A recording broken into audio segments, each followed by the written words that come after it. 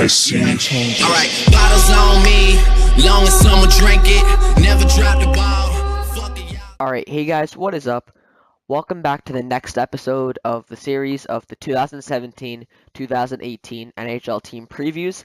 Next up here we got the Edmonton Oilers, so let's get started. So the Oilers, obviously a super young team with a crazy bright future. The Oilers got eliminated in the conference final against the Anaheim Ducks. And we all know this team has a bright future. So let's get started. Their first line, which is projected, is Patrick Maroon with McDavid in the middle and Leon Draisaitl on the right wing.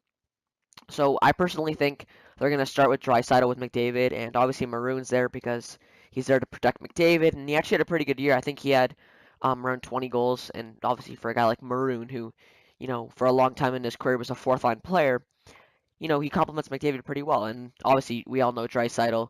He got his extension just like McDavid. I think it was $8.5 million for 8 years, or was it $8 million? You guys know. So I just checked. So Draisaitl is $8.5 million. So yeah, I mean, McDavid $12.5 million, Draisaitl $8.5. So they got their two future forwards signed up long term. So that line, you know, obviously crazy good. But I think if the Oilers, you know, they want more depth scoring, Draisaitl could easily move to the second line and there won't be any problem. Kind of like a Crosby Malkin type of thing. The second projected line is supposed to be Milan Lucic with the Ryan Nugent-Hopkins in the middle and Anton Slepyshev on the right wing. So Slepyshev was a third-round draft pick in 2013. They're projecting him to be the second best right winger on the second line. He's 23 years old. We'll see. I know he's like kind of a sniper. He likes to score goals, and that might work well because Ryan Nugent-Hopkins, obviously he's a playmaker, and then Lucic is kind of like that power forward. So that line could work out really, really well. And you know, Nuge obviously making $6 million, was a first overall pick. The Nuge, you know, a lot of people think, you know, he's a third line center. He wants to prove to everyone that he can play second line. So this is a big opportunity for him. You know, he wants to make sure he plays well because as long as Draisaitl stays on the right wing with McDavid, you know, the Nuge is there on the second line and he can keep his spot. Third line, they got Drake Caggiula, Ryan Strome, and UC Jokinen. So other than Caggiula, the two other guys are new. Ryan Strome was traded for Jordan Eberle, and then UC Jokinen was a free agent signing. So I actually really like their third line. Caggiula I was always a big fan of. I remember he played a little bit with McDavid. He played it really, really good. Ryan Strome's a really good player. I didn't mean that. Like, he's a really good player for the third line. So, you know, a lot of people have Ryan Strome. I think the Islanders had him playing second line center, or I don't know if it was Brock Nelson or Ryan Strome, but for the third line, Ryan Strome's a really good player. He's still only 24, so I don't think he'll ever be a first line center, but I mean he could be a second/third line center if he really pushes it and stuff. And then Jokinen, obviously, I think that was a great signing by the Edmonton Oilers. $1.1 million for UC Jokinen. He can still put up 35 points. So I mean that's a great signing for the Oilers. And the fourth line they got Ujar Kahira with Mark Letestu and Zach Kassian. So I love Zach Kassian. You know, he's just so fun to watch, especially in the playoffs. His hits were insane. He really got the Edmonton Oilers fired up.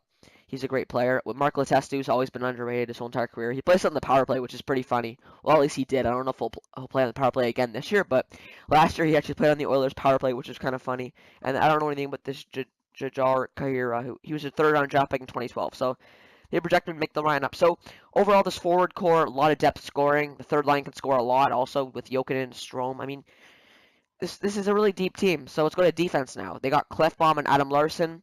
Klefbom, super underrated, really good defenseman. Same with Adam Larsson. They're both two underrated defensemen, two Swedes. That's a really good first pairing. 24 years old for both of them. Second line defensive pairing, they got Chris Russell with Matt Benning.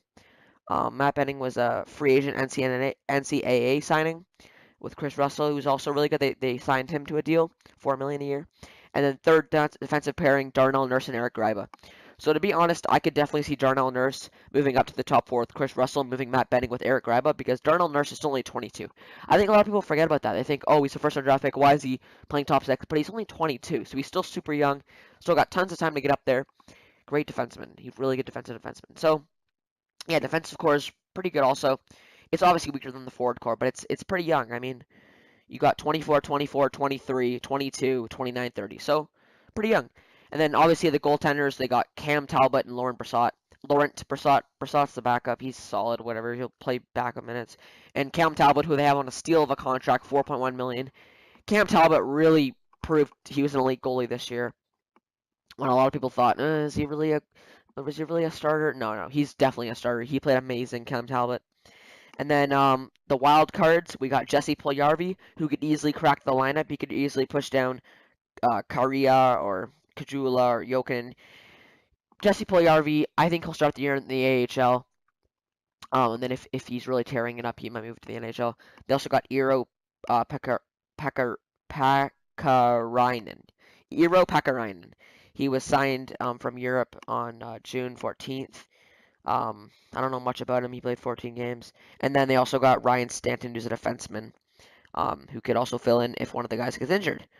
Andre Sekera is another defenseman who's on the IR, I think, because he's inactive list. So, and other than that, they have obviously Kailer Yamamoto. He's not. I'm just naming their prospects now. They got Kailer Yamamoto. Who else do they have that I recognize? Dylan Wells. I think Dylan Wells won some. I remember he did something. I forget what he did. He got some award. But yeah, Edmonton, super young team. They have a super bright future. The forward core is really good. Defensive core is above average, or just about average, maybe a little bit above average. But personally, I think the Oilers will make it to the finals. Them or maybe the Oilers. It's gonna be the Oilers or the Ducks again, like this year. Let me know, or it could be the Flames. The Flames got a lot better.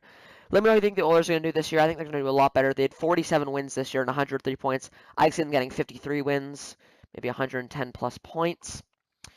They're going to have a good year. The young team, they could win the cup, honestly. If McDavid and Draisaitl.